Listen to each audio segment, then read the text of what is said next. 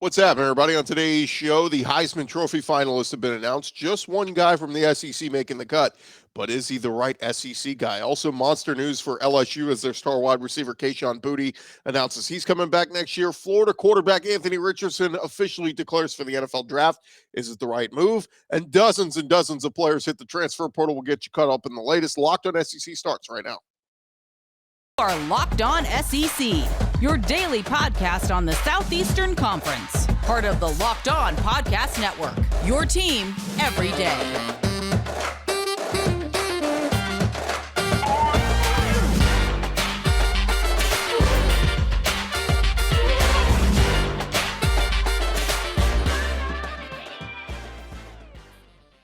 And what's happening, everybody? Welcome into Locked On SEC. It's great to have you guys along. I want to remind you, Omaha Steaks is a gift from the heart, a gift that will be remembered with every unforgettable bite. Order with complete confidence today, knowing you're ordering the very best. Visit omahasteaks.com. Use our promo code Locked On at checkout to get that extra $30 off your order. I'm Chris Gordy. Thanks for making Locked On SEC your first listen every day. Remember, Locked On SEC is free and available on all platforms, including YouTube and at lockedonsec.com. Let's jump into a plan to get to. Let's go around the conference. Boots out to the right. Takes the handoff. What a catch! Around the conference. And we start with the Heisman Trophy. Down to their four finalists officially. It has been a weird year for the Heisman. There's been no clear-cut favorites for much of the year. You know, Bryce Young was absolutely obliterating competition a year ago at Alabama. But this year was kind of a wide open thing. We heard some rumblings, heard some names, but they're four finalists. It's officially a quarterback award again this year. All four quarterbacks. TCU quarterback Max Duggan, Ohio State quarterback C.J. Stroud, USC quarterback Caleb Williams, and the lone SEC representative, Georgia quarterback Stetson Bennett. Now, the Heisman will be awarded Saturday on ESPN. Bryce Young, like we mentioned, the reigning Heisman Trophy winner. He won it last year.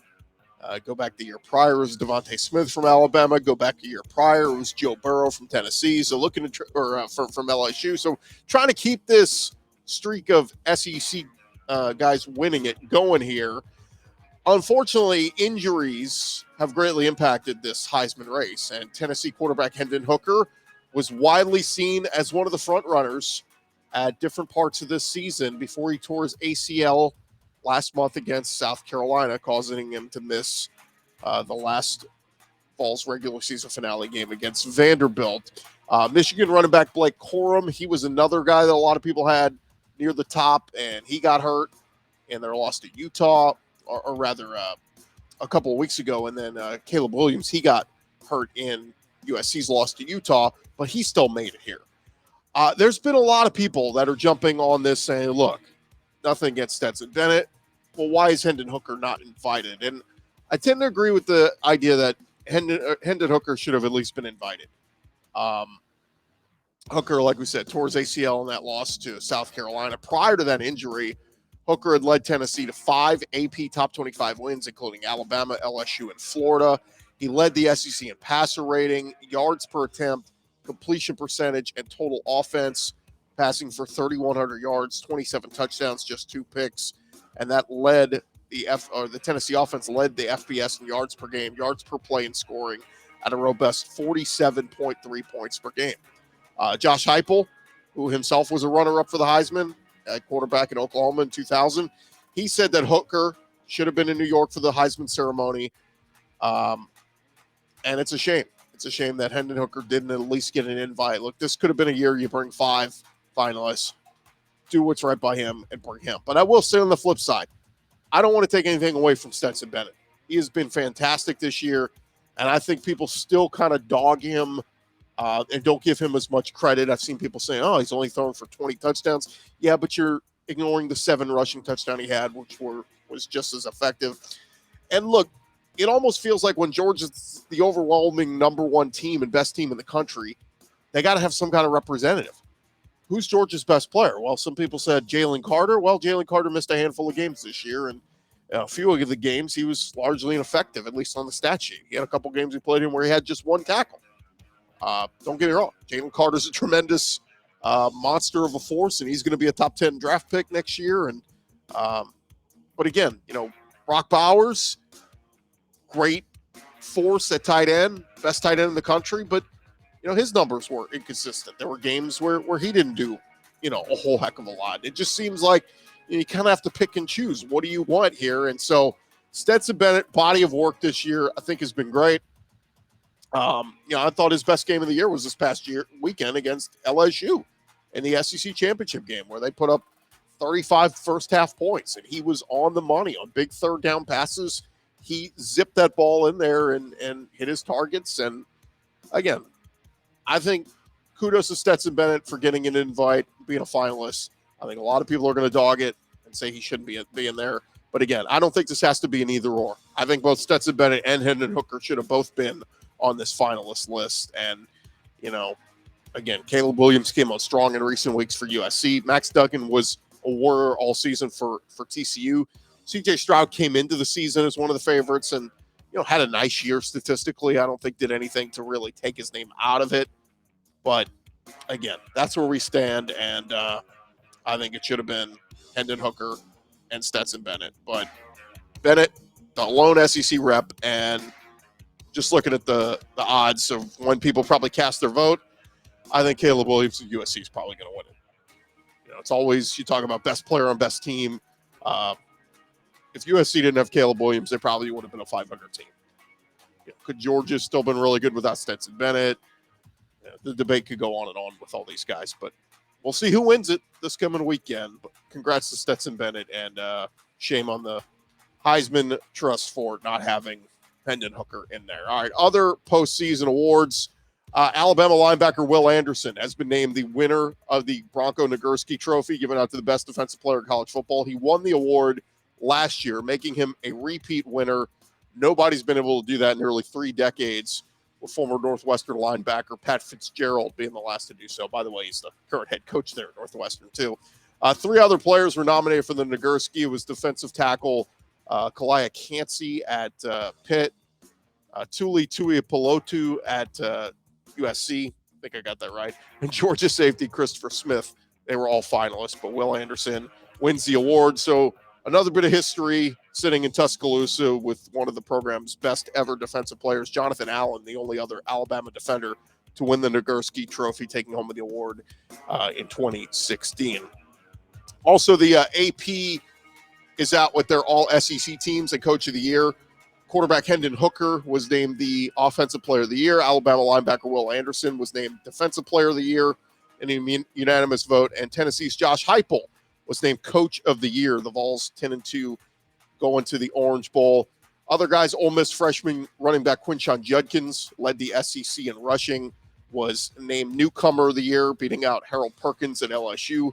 Other unanimous picks were Tennessee wide receiver Jalen Hyatt, Georgia tight end Brock Bowers, and Judkins, along with Rocket Sanders at Arkansas. Hooker was picked as first-team quarterback and Offensive Player of the Year on all but one ballot, which chose Bryce Young in both cases. So Heupel, by the way, received 6 votes to edge LSU's Brian Kelly for Coach of the Year.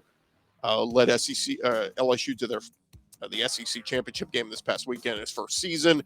Georgia's Kirby Smart had 3 votes, and Shane Beamer had 1 vote. So, again, I've talked about that. Couldn't really go wrong with Heupel, Brian Kelly, or Kirby Smart. In my opinion, for Coach of the Year, all 3 of those guys well-earned and well-deserved. And one quick note on the upcoming Las Vegas Bowl. There's been a time change for the Florida Gators and Oregon State playing in the Las Vegas Bowl. The game was originally set for Saturday, December 17th at night at 7:30 on ABC, but has since been changed to 2:30 Eastern on ESPN. So it'll be 1:30 Central. I guess is Vegas, is that 12:30 or 11:30 Vegas time? I would assume probably 12:30. But Brett McMurphy, following up on Twitter with the reason for the changes, he said it was related to the Las Vegas Raiders' scheduled home game against the New England Patriots on December 18th. It was flexed, and so they had to move the Las Vegas Bowl to an earlier game. So we'll look for the Florida Gators, albeit Florida Gators going to be down a lot of players roster-wise. We'll get to that in just a little bit. We'll also tell you about the big news coming out of LSU. But thank you guys for making Locked On SEC your first listen every day. And I want to remind you guys, it is the holiday season. This episode is presented by Omaha Steaks. You can achieve gifting greatness when you give the gift of perfectly aged, tender, and delicious Omaha steaks. The steak experts in Omaha have put together special curated gift packages to help take the guesswork out of gifting and make you a holiday hero. Just go to omahasteaks.com. Take advantage of 50% off site-wide, plus use Locked On at checkout to get an additional $30 off your order. Send an assortment of those mouth-watering favorites, guaranteed to impress, like the legendary Butcher's Cut Filet Mignon, air-chilled boneless chicken, ultra-juicy burgers, and even easy-to-prepare comfort meals that are ready in a flash. We did the filet mignons just a couple weeks ago, threw them on the grill along with the loaded baked potatoes. It was so easy, and it was awesome. Omaha Steaks is a gift from the heart, a gift that will be remembered with every unforgivable bite. Order with complete confidence today, knowing you're ordering the best. Visit omahasteaks.com, get 50% off site-wide, plus use our promo code LOCKEDON at checkout to get that extra $30 off your order. Minimum order may be required.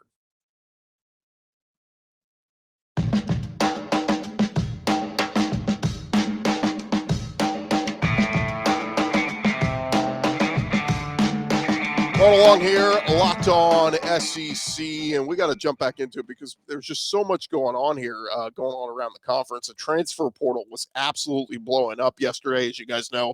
Officially opened the gates for that, and tons of names jumping in there. But first, let's get to the big news on LSU's front. Shocking news, really. As we found out Monday evening, Kayshon Boutte, the star wide receiver at LSU, announced he is electing to return to LSU for his senior season. The standout wide receiver said, the goal is to always win a national championship at LSU, and that will never change. We made strides this year, but we fell short. That is why I believe we can accomplish many things moving forward. I believe in this team, the coaches, training staff, everybody. It's important to follow your dreams and live with the results. While some stories will end here, mine will not. Let's lock it in and win a national championship. It is huge news for LSU because Kayshon Boutte was projected by a lot of people to be a first-round draft pick. And, you know, he's picked up a couple of NIL deals along the way. You can Google those and find those. But I wonder how much those folks stepped up and took care of him. And this is where NIL really starts to play an interesting deal around not just at LSU, but schools around the country. You know, the report was Bryce Young, you know, one of the first ones who had an NIL deal last year, made $1 million. It's been all kinds of different reports. Nico, the quarterback, going to Tennessee. There's been reports out there. He's getting multi-million dollars. And look, if you got an alumni base and people who own companies that want to support those players and take care of them, yeah, I mean, you could really convince these kids to sway them to come back another year. You know, improve your draft stock. It doesn't feel like it's going to hurt Kayshon Boutte as long as he stays healthy. Feels like he'll still be a first-round pick next year. But we saw some glimpses when Garrett Nussmeier came in. That second half of the SEC championship game was letting the ball fly around the field. He was getting involved more in the passing game. And, you know, he and Jaden Daniels kind of had to work throughout the season to get on the same page and develop a little bit of chemistry there. But massive, massive news for LSU. And they get one of their big-time playmakers back next year as they try to build off of this. And look, this year, 48 catches, over 500 yards and 2 touchdowns. But again, over 100 yards in the SEC championship game. He's totaled almost 2,000 yards and 16 touchdowns in his LSU career. So, again, big news there at LSU. Who's going to be throwing in the ball? We'll see. Jaden Daniels, will he be back? Will it be Garrett Nussmeier? Will they look to the transfer portal again to bring somebody in? There's a lot of quarterbacks in there. Speaking of, let's get to it. Some big names announcing there in the transfer portal. I'm just going to run through some of the names that are highlighted here. We've already mentioned some of these. Texas A&M quarterback Haynes King. Vanderbilt quarterback Mike Wright. I was a little bit surprised by that. Mike Wright went to SEC Media Days this past year for Vandy, lost his starting job, then got it back later in the year, made some plays. He's on the move. Arkansas wide receivers Warren Thompson and Ketron Jackson. Both those guys contributed this year. Ole Miss backup quarterback Luke Altmaier and defensive end Damon Clowney.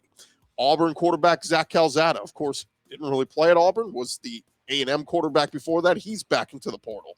Florida, they had a ton of names entering the portal yesterday. Over a dozen I counted, but most notable wide receiver Dejon Reynolds, running back Naquan Wright, and linebacker Chief Borders, among others. South Carolina, big names yesterday. Their 2 tight ends, Jaheim Bell and Austin Stogner. Now, Jaheim Bell is the guy that they were underutilizing for much of the year, trying to find ways to get him the ball. He is a big-time athlete, came up big in some of those games down the stretch for them. That's a big-time playmaker. You can use him at running back, tight end, wide receiver, wherever you want to line him up. Jaheim Bell is a monster. That is a big one entering the transfer portal, leaving the Gamecocks. Alabama, their left guard, Javion Cohen, entering the transfer portal. That was a little surprising. 3 wide receivers. Trayshawn Holden, the most notable, one of Alabama's leading receivers this year. JoJo Earl, their dynamic return man. He enters the portal, and wide receiver Christian Leary. So 3 wide receivers from Alabama.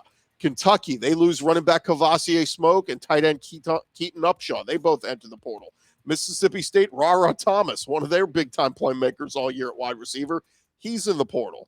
Missouri, we mentioned it before, Dominic Lovett, 3rd leading receiver in the SEC. A lot of people are going to be looking at him, as well as their backup quarterback Tyler Macon.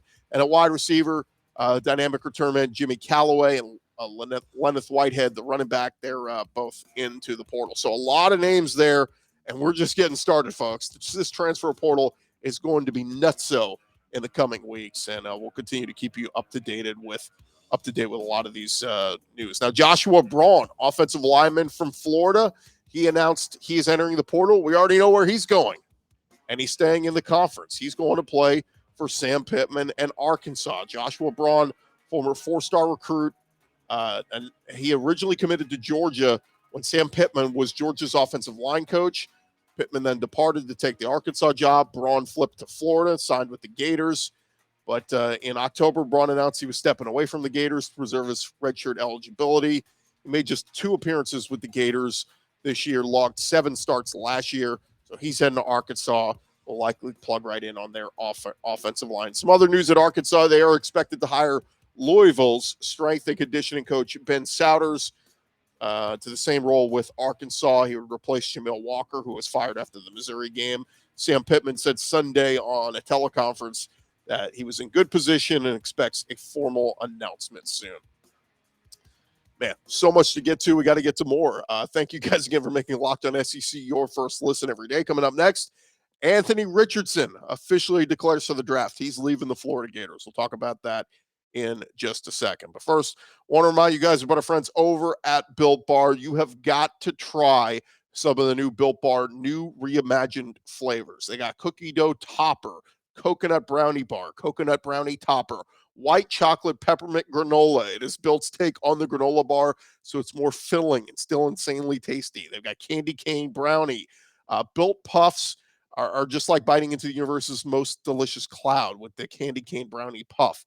So if you have not tried Built Bars yet, they're literally the best tasting protein bars ever. 100% real chocolate, 17 grams of protein, low in sugar, low in calories. Sink your teeth into it, and you will be amazed. You got to go check them out. Built.com is the website. Built.com. And when you find something you like, make sure you use our promo code LOCKEDON15. That's going to get you your 15% off your order. Use the promo code LOCKEDON15 at Built.com.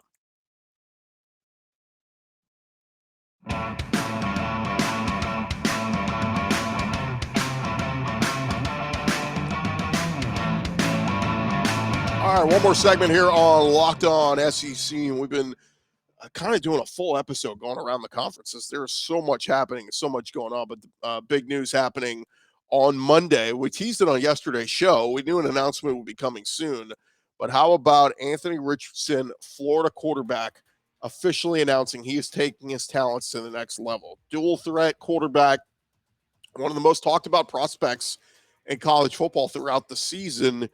Mel Kiper lists Anthony Richardson as his 4th highest rated quarterback behind C.J. Stroud, Will Levis, and Bryce Young. Richardson became a full-time starter this year for Florida, battled consistency as a passer, completed just 53% of his passes for 2,500 yards, 17 touchdowns, and 9 interceptions. Of course, Florida went to 6-6 after losing 2 straight games to finish the season. But Richardson is 6'4", 230 pounds, has that big play potential, and he's got that big, strong arm and athleticism in that run game where he can make defenders miss, run people over. Ran for a total of 654 yards and 9 touchdowns. He has officially announced he will not play in the Las Vegas Bowl against Oregon State. So don't know who's going to be even available to suit up for that game for Florida. They did dismiss recently backup quarterback Jalen Kitna after he was arrested on those child pornography charges. So he's out. Walk-on Kyle Engel could be pressed into helping prepare for duty. And former Ohio State transfer Jack Miller, he had surgery in the summer, has not appeared in a game this year, but we may see Jack Miller in this one if he's ready to go. So it's crazy what's happened there. I mean, Billy Napier, whatever you saw with the Florida Gators this year under Billy Napier in year one, it is going to look completely different next year. You will not recognize the Florida Gators with so many new recruits, but particularly transfers. I think Florida's going to hit up the transfer portal. They're going to lose a lot in the portal, but I think they're going to bring in a lot via the portal. And the 2023 Florida Gators are going to look very, very different. Another name that entered, Jervon Dexter, their big defensive tackle. He officially declared for the draft yesterday as well. Will forego his remaining years in eligibility. Did not reveal whether or not he intended to play in the bowl game, but you got to think, announcing now that you're heading to the NFL draft, you're going to protect that, not risk injury, and head on off to the NFL. And the other one, Osiris Torrance, their big offensive lineman, standout O-lineman. He announced on social media he is heading to the NFL draft after spending just 1 year in Gainesville. He tweeted out, "I want to thank Gator Nation for your support, making me feel like family. There's nothing in this world like playing in the swamp." Again, no official word from him on if he's going to play in the bowl game, but not expecting that. So Billy Napier, man, just got to get through this game against Oregon State. Try to make some plays, try to make it somewhat competitive. Some other news, we mentioned Vanderbilt's Mike Wright had entered the portal. How about this? Vanderbilt running back Ray Davis has announced he's entering the transfer portal. 5'9", 200-pound senior, shared the news on Twitter. Davis had 1,042 rush yards and 5 touchdowns, averaged 4.5 yards a carry this season. He had 5 games this year of at least 100 yards. He rushed for a season-high 167 in the loss to South Carolina. He spent 2 seasons at Vanderbilt after 2 years at Temple. Finished 4th in the SEC in rushing yards this year. When you talk about Ray Davis, here's the guys he finished ahead of: Tank Bigsby, Chris Rodriguez, Zach Evans, Jahmyr Gibbs. Ray Davis, Vanderbilt running back, ranked ahead of them. So he is entering the transfer portal, and we'll see if there's see what the interest will be on him. I think that's a big name guy that some folks are going to be looking after to see where he ends up. Is he going to end up in another SEC school? Is he going to end up elsewhere? We shall see. But that is the latest going on around the conference. By the time you guys listen to this, there's probably going to be even more names in the transfer portal. We'll have to get you all up to date on that as the week goes along. Thank you guys again for making Locked On SEC your first listen every day. For your next listen, go check out the Locked On Sports Today podcast. Biggest stories of the day, plus instant reactions, big game recaps, and the take of the day. Available on the Odyssey app, YouTube, or wherever you get your podcasts. I'm Chris Gordy. This has been Locked On SEC. We'll talk to you guys tomorrow.